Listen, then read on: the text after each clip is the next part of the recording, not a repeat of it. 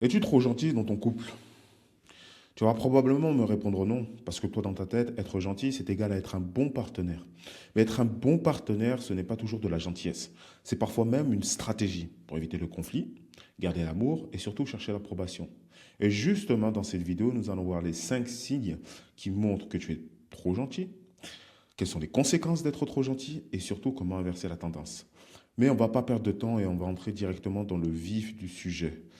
Le premier signe, c'est que tu laisses ta partenaire prendre la majorité des décisions, que ce soit le budget, les vacances, les sorties et les activités. En disant comme tu veux, je m'en fiche. C'est pas bien important pour moi. Parce que toi, dans ta tête, tu penses qu'elle est plus compétente que toi. Mais elle, ce qu'elle voit de son côté, c'est un homme justement trop gentil, un homme qui n'a pas de caractère. Et ça fait perdre de l'attractivité. Le signe numéro 2, c'est que tu cèdes à ses caprices. Alors, tu es peut-être le genre d'homme qui arrive à dire non à une femme, effectivement, tu sais dire non à une femme. Mais avec le temps, tu finis toujours par dire oui. Parce qu'elle va utiliser sa voix douce, ses yeux d'amande. Les femmes savent s'y prendre avec nous. Elles sont très fortes. Donc, ton non va se transformer en oui avec le temps. Tu vas te retrouver à acheter un animal de compagnie, par exemple un chien. Ça, je l'ai énormément vu dans mes accompagnements. Des hommes qui se retrouvent avec des chiens dont ils ne veulent même pas et qui aujourd'hui, ils s'en occupent encore. Vous finissez aussi par lui acheter un téléphone. Elle vous a pris la tête pendant plusieurs jours. Et au bout d'un moment, vous avez fini par craquer parce que vous en aviez marre.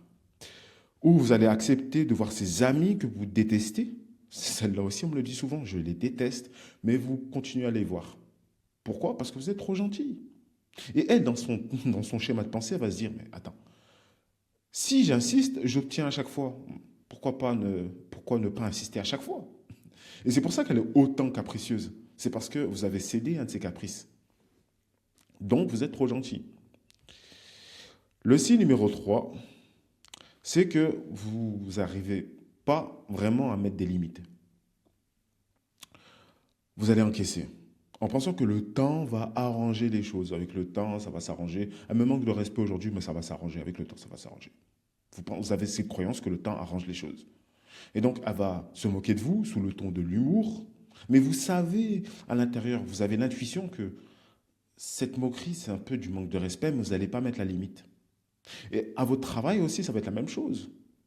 Vous êtes des personnes qui n'arrivez pas à mettre des limites. Votre patron vous demande de faire des heures sup, vous n'allez pas réussir à dire non. Et vous allez vous retrouver avec une charge de travail, une charge mentale et une charge de fatigue, une fatigue plutôt. Avec vos amis aussi, vous n'arrivez pas à mettre vos limites. Peut-être vos amis ne vous respectent pas vraiment, ils ne respectent pas votre temps, ils ne respectent pas votre argent aussi. Vous êtes la personne qui payez tout constamment, tout le temps. Et lorsque vous arrêtez de payer, tout le monde disparaît. Et ça, c'est être un homme trop gentil, justement. Et ce qu'il faut comprendre, c'est que tout ce que tu n'exprimes pas, tu vas le stocker. Et ce que tu stockes devient de la rancœur. Et ensuite, tu vas en vouloir aux autres. Mais le problème, ce n'est pas les autres. Le problème, c'est que tu n'arrives pas à mettre tes limites. Le signe numéro 4, c'est que tu vas t'aligner à sa vie. Et là, il y a plusieurs exemples. Le premier exemple, c'est que tu vas t'aligner à ses sorties. Toi, tu es peut-être quelqu'un de très casanier, et je l'entends souvent. Celle-là, moi, je suis quelqu'un de casanier. Elle voulait tout le temps sortir. Et qu'est-ce que tu as fait? Ben, je me suis mis à tout le temps à sortir. Est-ce que tu le voulais? Non. Donc ça te fait passer pour un homme trop gentil. Parce que tu n'as pas de personnalité. Tu n'es pas capable de dire non. Donc ça te fait passer pour un homme trop gentil. L'exemple numéro 2, c'est que tu vas t'aligner à ses projets de vie. Si elle te dit je ne veux pas d'enfant, tu vas dire moi aussi j'en veux pas. Alors qu'au fond, tu en voulais. Et encore une fois, ici, tu as la croyance qu'avec le temps, tu vas pouvoir la convertir. Oui, mais je vais réussir avec le temps, ça va changer. Et certainement, j'ai vu des cas où les hommes ont réussi à la faire changer d'avis avec le temps. Ça a peut-être pris 6 ans, 10 ans, même 20 ans dans certains cas, mais c'est arrivé. Mais ça a pris 20 ans. Et tu es toujours un homme trop gentil. Donc c'est pas parce que tu réussis que tu n'es pas un mec trop gentil. Non, c'est le fait de tolérer des choses que tu ne veux pas qui te fait passer pour un homme trop gentil. Si elle ne veut pas d'enfant dès le début, tu passes à une autre femme. C'est simple. L'exemple numéro 3, tu vas changer de religion pour elle, ou tu auras l'idée de le faire. Et ça va passer pour un homme trop gentil parce que tu n'as pas de valeurs fortes et de convictions propres. Tu vas te modeler, te mouler à elle. tu n'as pas réellement de personnalité. Le signe numéro 5, c'est que tu vas manquer de vigueur au lit. Probablement que dans ta tête, tu vois ta partenaire, ta conjointe, comme ta maman. Et donc, tu vas avoir des réticences à avoir une sexualité épanouie avec elle. Tu vas te retenir. Inconsciemment, tu ne t'en rends pas forcément compte, mais tu vas te retenir. Et elle va te le dire. Elle va dire, sois plus sûr de toi, prends plus d'initiative. Celle-là, je l'entends souvent, prends plus d'initiative. Et tu penses que toi, sexuellement, ça se passe bien. Parce qu'elle, possiblement, elle ne va pas te faire de remarques. Là, j'ai dit qu'elle en faisait, mais certaines femmes ne vont pas en faire. Elles vont te dire, non, tout se passe bien, mais tu ne le sais pas. Elle garde ça en toi parce que les femmes sont diplomates. Elles n'ont pas envie de te déplacer, donc elles vont te dire, non, tu as été super, tu as été parfait. Sauf que ça n'a pas été le cas. Elles ne te le diront pas. Donc, c'est à toi de savoir voir les signes.